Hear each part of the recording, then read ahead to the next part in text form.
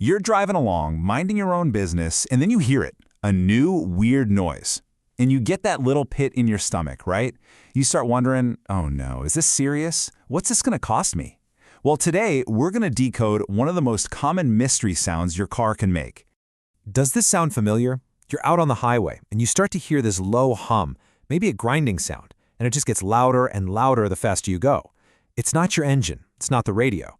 So what in the world is it? Well, that sound, that's your car trying to tell you something really important. You know, that noise isn't just some random annoyance. It's a very specific symptom. It's your car pointing a big, noisy arrow at one single part that's starting to fail. A tiny part that has a massive job, keeping your wheels spinning safely, smoothly, and right where they should be. And the culprit behind that whole racket, it's a component you've probably heard of, but maybe never gave a second thought: the wheel bearing. I mean, think about it. This small hidden part is literally carrying the entire weight of your vehicle. It is truly an unsung hero of your car.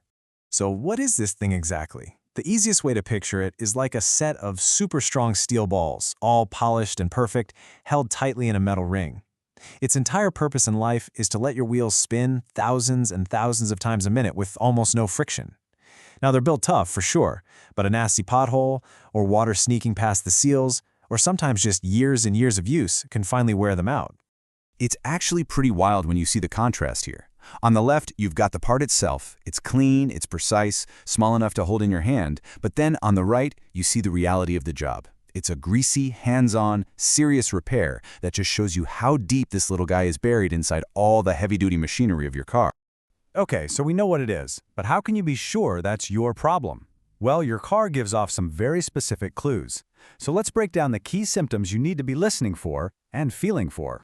So first up, and by far the most common sign, is that sound we started with.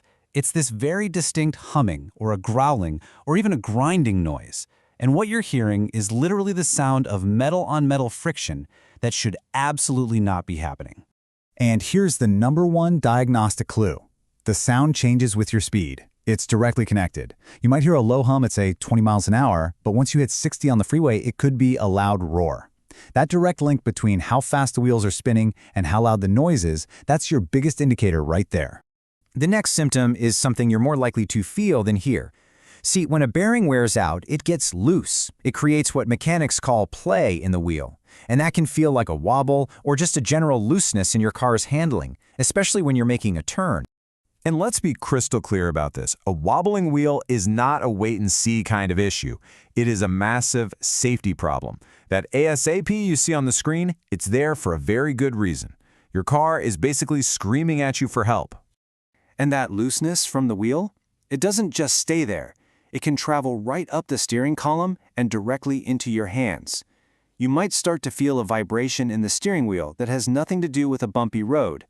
It's the failing bearing creating its own constant rough shudder. Now here is a really interesting kind of counterintuitive detail that can help you diagnose this.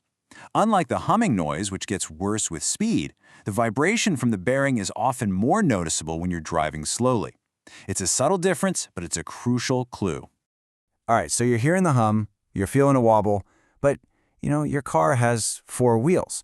So how do you figure out which one of the bearings is the bad guy? Well, luckily, there are a few diagnostic tricks you can use. Okay, time to play detective. First, just use your ears. Roll the windows down. Can you tell if the noise is coming from the front left or maybe the back right? Next, pay close attention when you brake. Does the car want to pull the one side? And finally, if you can safely jack up the car, grab the wheel you suspect is bad and try to wiggle it top to bottom. A bad bearing will often have a very noticeable bit of play, or it'll feel rough and gritty when you spin it by hand. So, you have diagnosed the problem. Now what? What does the actual repair look like? Well, it's a lot more involved than most people think, and it's a perfect example of why some jobs are really best left to the pros who have the right tools. So step 1 is all about being clean. A mechanic can't just pop a new part in there. They have to meticulously, carefully clean the entire hub assembly, because even one tiny piece of grit or old grease can cause that brand new bearing to fail way too early. Next up, the new bearing gets packed with a special high-temperature grease. And I mean, it gets packed. That grease has to be forced into every single little nook and cranny between those steel rollers. This stuff is the part's lifeblood. It's what's going to protect it for tens of thousands of miles. It's a messy job, but it's a crucial art form. And here it is. Here's why this is not a simple DIY job for most people. That big tool is a hydraulic press, and for this job, it's essential. It applies thousands of pounds of perfectly controlled pressure to seat the new bearing exactly right. If you use too little pressure, it'll fail early. Too much, and you've just destroyed a brand new part before it even gets on the car. Now here's a little insider knowledge for you. When it comes to replacing these, there are basically two ways to go. The traditional method uses these press-in bearings, which is what we just saw. It takes a lot of time and those special tools. But there's a more modern solution, a pre-pressed hub. This is a whole unit that just bolts right on. It can save hours of labor, and it dramatically reduces the risk of someone making a mistake during installation. It's a real game changer for this repair. So, after all those technical details, what's the bottom line? What does this all mean for you, the driver? Well, it really just boils down to two things: your safety and your wallet. And this, right here, is the single most important takeaway. Do not ignore this problem. A bad bearing can fail completely, causing a wheel to lock up solid while you're driving. Or, in a truly catastrophic failure, the wheel can come right off the car. I mean, the consequences are incredibly serious. Okay, let's talk about the big question. What's the damage going to be to your bank account? Generally speaking, you can expect a wheel bearing replacement to cost you somewhere in the neighborhood of $300 to $700.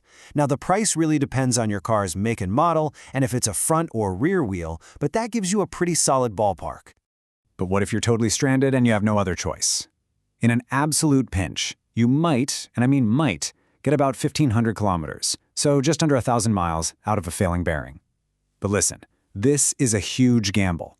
Every single mile you drive on it increases the risk of a total catastrophic failure, and it can cause way more damage to other, more expensive parts. So when you think about it, that weird noise, that little vibration, it's not just an annoyance, it's a message. It's your car communicating with you, telling you about a problem before it turns into a disaster. So the real question is, when your car sends out these signals, are you listening?